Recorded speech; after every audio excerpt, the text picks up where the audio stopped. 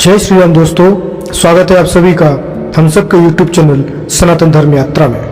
दोस्तों, आज हम जिस विषय पर चर्चा करने जा रहे हैं वह विषय है बुद्ध के अजीब और गरीब कारनामे। दोस्तों, यह एक सीरीज है और इस सीरीज में आगे कई वीडियोज आएंगे। आज ये पहला वीडियोज है। तो दोस्तों, अक्सर आपने देखा होगा कि कई बुद्धिजीवी खीरज्ञानी उछल उछल कर हिंदू धर्म ग्रंथों में पाखंड और आडंबर ढूंढते फिरते हैं, पर यह फर्जी झोला छाप वैज्ञानिक अपने पौवे भर का ज्ञान सिर्फ हिंदू धर्म के ग्रंथों पर लगाते हैं और ये महाज्ञानी परजीवी अपने ग्रंथों में रत्ती भर दिमाग भी नहीं लगाते।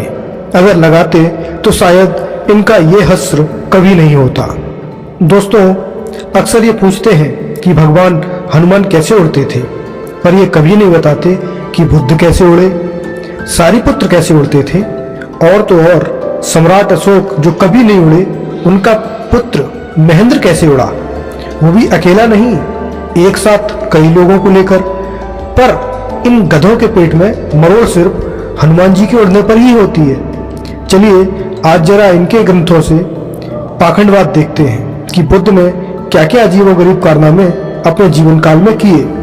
दोस्तों, इनकी एक धर्म ग्रंथ है महावंश, जो कि श्रीलंका का प्रमुख ग्रंथ है, और इस महावंश का प्रथम अध्याय है, अर्थात प्रथम परिच्छेद है बुद्ध का लंका आगमन। इस परिच्छेद के पेज नंबर 2 के दूसरे पैराग्राफ को देखिए, इसमें क्या लिखा हुआ है। तो चलिए इस प्रथम परिच्छेद का दूसरा पैराग्राफ देखते हैं कि इसमें क्या लिखा है। उर्वेल कश्यप द्वारा किए गए महायज्ञ के अंदर उपस्थित होने पर उन्होंने देखा कि उर्वेल कश्यप मेरा आना पसंद नहीं करता, इसलिए कामरूप शत्रु को मर्दन करने वाले भगवान उत्तर कुरु से भिक्षा लेकर मानसरोवर पर भोजन करके बुद्धत्व प्राप्त करने के 9वें महीने में पौष पूर्णिमा के दिन सायंकाल के समय लंका द्वीप को पावन करने के लिए लंका द्वीप में पधारे। भगवान जानते थे कि लंका को धर्म के प्रकाश का स्थान बनाना और यक्षों से भरपूर लंका को यक्षों से निर्वासित करना है। अब ये धूर्त कहते हैं कि बौद्ध धर्म वाले आत्मा, परमात्मा, भूत, प्रेत, यक्षों में विश्वास नहीं करते, लेकिन इस ग्रंथ में तो यक्षों का वर्णन है। और आगे देखते हैं कि और यह देखकर कि लंका के मध्य में गंगा यानी महाबली गंगा के मनोहर तट पर 3 योजन लंबे और 1 योजन चौड़े यक्षों के समागम स्थान है। अब देखिए कि इन्होंने गंगा को भी लंका में पहुंचा दिया है, मतलब गंगा नदी लंका में है। बहुत ठीक। और यक्षों का आकार देखिए, 3 योजन लंबे और 1 योजन चौड़े। वाह भाई वाह, बाहरी विज्ञान। आगे बढ़ते हैं। सुंदर महानागवान उद्यान में तमाम लंका निवासी यक्षों का महासम्मेलन है। भगवान यक्षों के इस महासम्मेलन में पहुंचे और उस सम्मेलन में जहां आज महागंगा स्तूप है, उनके सिर के ऊपर आकाश में ठहरकर उनको वर्षा, वायु, अंधकार आदि से व्याकुल किया। इससे भयभीत हुए यक्षों ने निर्भय जिन से अभयदान की याचना की। अभयदाता भगवान ने भयभीत यक्षों से कहा, हे यक्षों, मैं तुम्हारे भय और दुख को दूर करता हूँ, तुम सब मुझे यहाँ बैठने के लिए स्थान दो। यक्षों ने कहा, हे महानुभाव, हम सब यह सारा द्वीप आपको देते हैं, आप हमें अभयदान दें। उसके बाद देखिए, फिर भगवान ने उन यक्षों के भयभीत और शीत अंधकार को दूर करके उनकी दी हुई भूमि पर चरम खंड बिछाकर उन पर विराजमान हुए। आग की तरह दहकते उस चरम खंड को बिछाया। उस चरम खंड के चारों सिरों पर गर्मी से व्याकुल भयभीत यक्ष खड़े हुए थे। तब भगवान उनको गिरिद्वीप नामक रमणीय द्वीप में ले गए और वहां उनका प्रवेश कराकर उन्हें यथास्थान स्थापित किया। अब देखिए, मैं आपको इसमें एक चीज ये बताना चाहूंगा कि एक तो इनका सबसे बड़ा गपोड़ ये है कि यक्षों का आकार 3 योजन लंबे और 1 योजन चौड़े। ऊपर से इन्होंने गंगा नदी को लंका में पहुंचा दिया। वाजीवा। तो अब इनसे मेरा पहला प्रश्न यह है कि जब बुद्ध किसी देवता या यक्ष, गंधर्व, भूत, प्रेत में भरोसा नहीं करते, तो लंका में कौन से यक्ष रहते थे जो कि 3 योजन लंबे और 1 योजन चौड़े थे?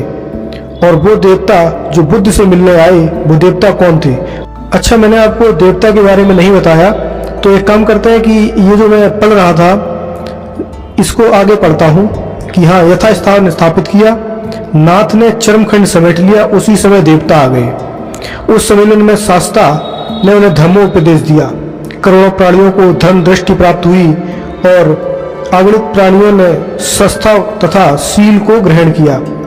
तो यहाँ पर देख रहे हैं आप, देवता का भी जिक्र है, तो इसलिए मैंने ये प्रश्न रखा कि ये जो देवता आए थे गौतम बुद्ध जी से मिलने, ये देवता कौन थे। उसके बाद इनसे मेरा दूसरा प्रश्न ये है कि भगवान बुद्ध उड़े कैसे, किस विद्या या विज्ञान से उड़कर पहुंचे थे।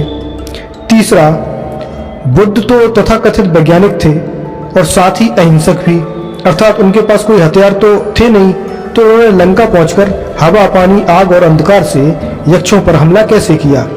वो कौन सा हथियार था जिससे बुद्ध ने ये हमला किया था। और बुद्ध आकाश में उड़े तो उड़े, आकाश में रुके कैसे। अब इनका सबसे बड़ा गपोड़ भी देखिए कि बुद्ध उड़े तो उड़े, उड़कर आकाश में ठहर भी गए, बाहरी विज्ञान। साथ ही उन्होंने यक्षों को डराने के लिए उन पर हमला भी कर दिया, बाहरी अहिंसकता। और एक गपोड़ की यक्षों का आकार देखिए, 3 योजन लंबे और 1 योजन चौड़े। वास्तव में 1 योजन में 8 से 12 किलोमीटर होते हैं, अर्थात यदि कम से कम 8 भी माने तो यक्ष 24 किलोमीटर लंबे और 8 किलोमीटर चौड़े थे। अब आप अनुमान लगाइए कि क्या आकार रहा होगा। और बुद्ध सामान्य आकार के, मान लो 6 फीट के रहे होंगे, तो उन्होंने जो बैठने के लिए आसन बिछाया वो भी उन्हीं के अनुसार रहा होगा। तो 8 किलोमीटर चौड़े 4 यक्ष उनके आसन को कैसे पकड़ सकते हैं। यक्ष तो एक उंगली पर ही बुद्ध को उठा सकते थे। इसमें गपोड़ ही गपोड़ है, विज्ञान जैसा कुछ भी नहीं, क्योंकि जो ये बकवास की गई है ना, ये किसी प्रकार से भी संभव नहीं है। तो दोस्तों, ये तो हो गया बुद्ध के अजीबोगरीब कारनामे का पहला भाग। अब दूसरे भाग में हम देखेंगे कि सारिपुत्र कैसे उड़े और आकाश में उन्होंने कुलाटी कैसे मारी, और सम्राट अशोक के पुत्र महेंद्र उड़कर लंका कैसे पहुंचे। तो ये सारे कारनामे हम अगले वीडियो में देखेंगे। तो बने रहिए सनातन धर्म यात्रा के साथ और लेते रहिए रोचक एवं धार्मिक जानकारियां प्रमाणों के साथ। धन्यवाद। जय श्री राम।